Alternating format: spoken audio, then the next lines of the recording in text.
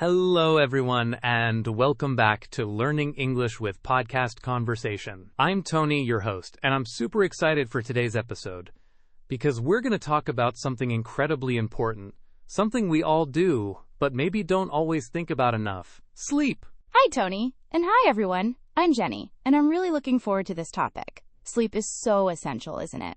It's not just about resting. It's about so much more. We spend about 1/3 of our lives sleeping, so we should definitely make it good sleep.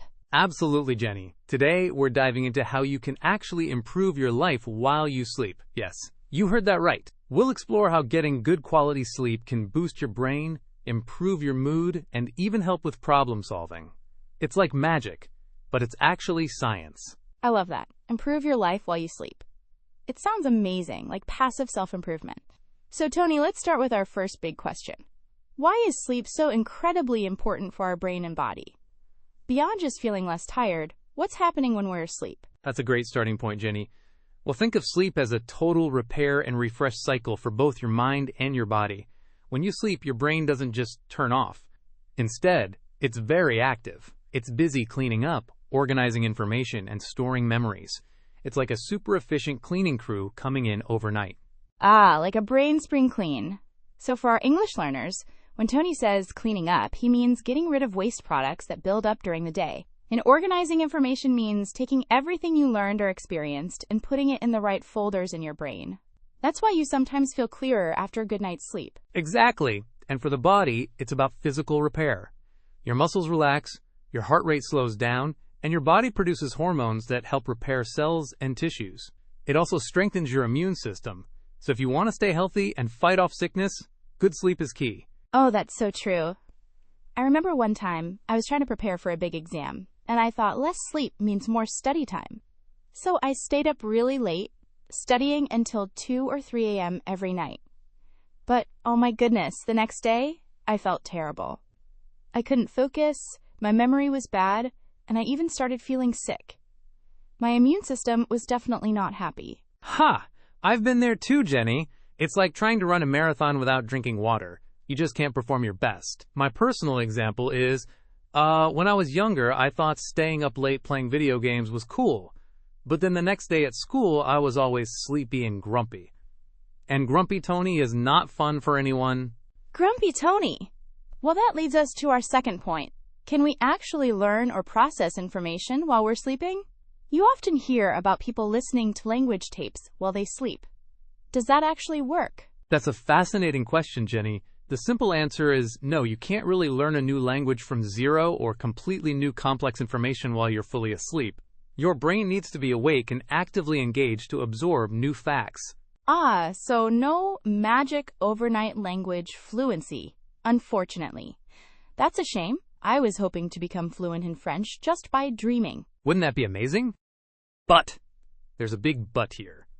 While you can't learn new things, sleep is incredibly important for consolidating what you've already learned. It helps your brain move new information, from short-term memory to long-term memory. So if I study English vocabulary for an hour before bed, my sleep helps to glue those words into my brain? That makes sense. It's like filing away the day's lessons. Exactly. It's like filing. And not just facts, but skills too. If you're learning to play an instrument or a sport, practicing before bed, then sleeping actually helps solidify those motor skills. Your brain literally replays and perfects them while you dream. Wow, that's really cool. So, if I want to improve my English speaking, practicing phrases or having a conversation in English just before bed might actually help me remember them better. That's a great tip for our listeners. It definitely could. Give your brain something good to work on overnight. Now let's move on to our third talking point, which is super important. How does sleep affect our mood and mental health? I think we've all felt the difference between a good night's sleep and a bad one when it comes to our feelings. Oh, absolutely. It's night and day, pun intended. When I don't get enough sleep, I feel, everything feels harder. Small problems become huge, and I just feel more stressed and irritable.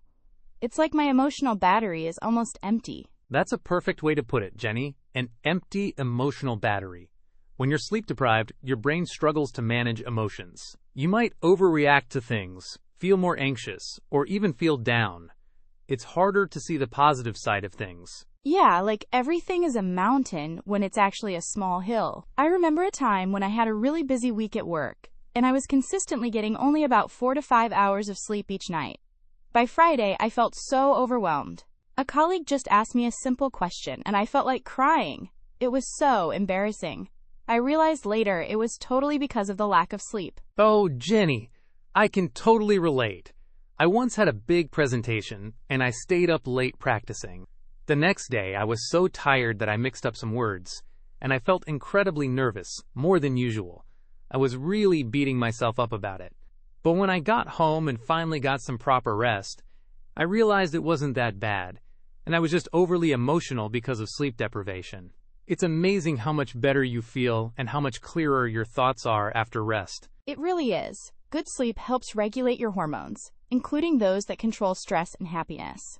So prioritizing sleep is like a natural mood booster and stress reducer.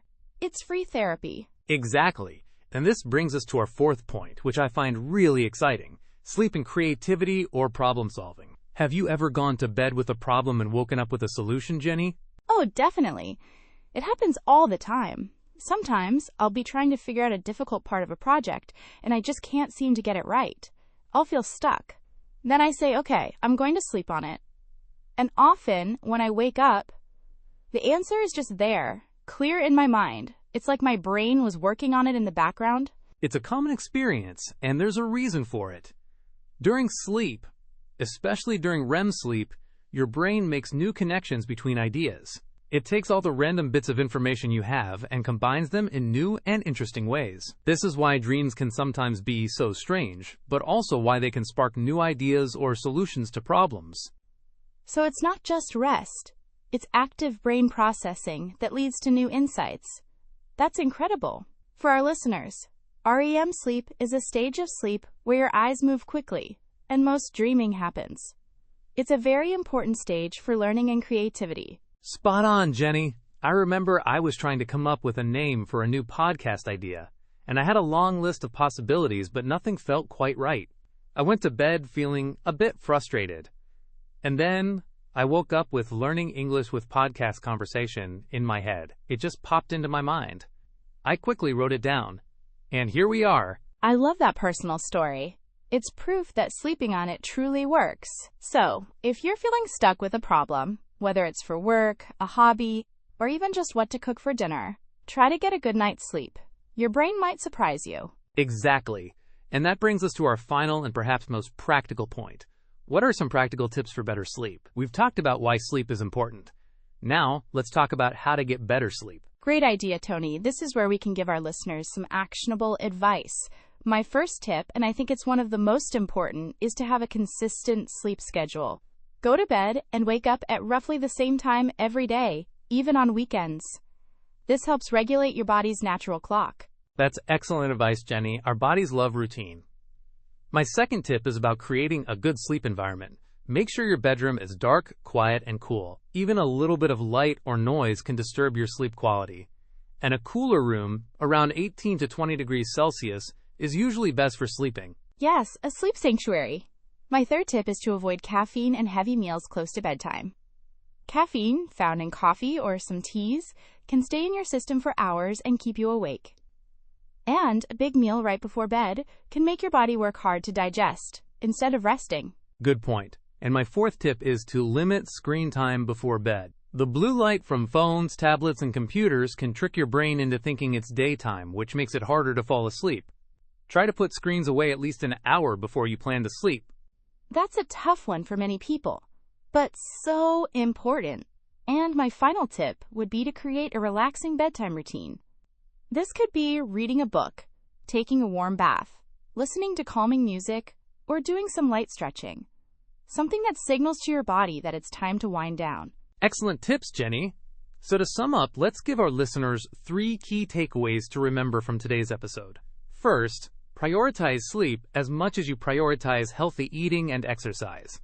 It's not a luxury, it's a necessity for your overall health. Yes, treat sleep like an important appointment. Second, remember that sleep is not just rest. It's an active process where your brain and body repair, organize, and prepare you for the next day. It's like magic behind the scenes. And third, Make small, consistent changes to your sleep habits. Even one or two of the tips we shared today can make a big difference. Don't expect perfection overnight, but every little step helps you dream big and live better. That's a wonderful way to put it, Tony. So our challenge to you, our listeners, is to pick one tip from today's episode and try it this week. See how it makes you feel. Yes, and let us know in the comments or wherever you connect with us how it goes. We'd love to hear your experiences. Thank you so much for joining us on this journey to better sleep and a better life. It's been a pleasure talking about this with you, Jenny. It's been a pleasure for me too, Tony. And thank you to all our amazing listeners for tuning in. Remember, learning English and improving your life can happen in many ways, even while you're sleeping. Exactly. So until next time, keep learning, keep dreaming, and get some good sleep. Goodbye for now. Bye, everyone. Sweet dreams.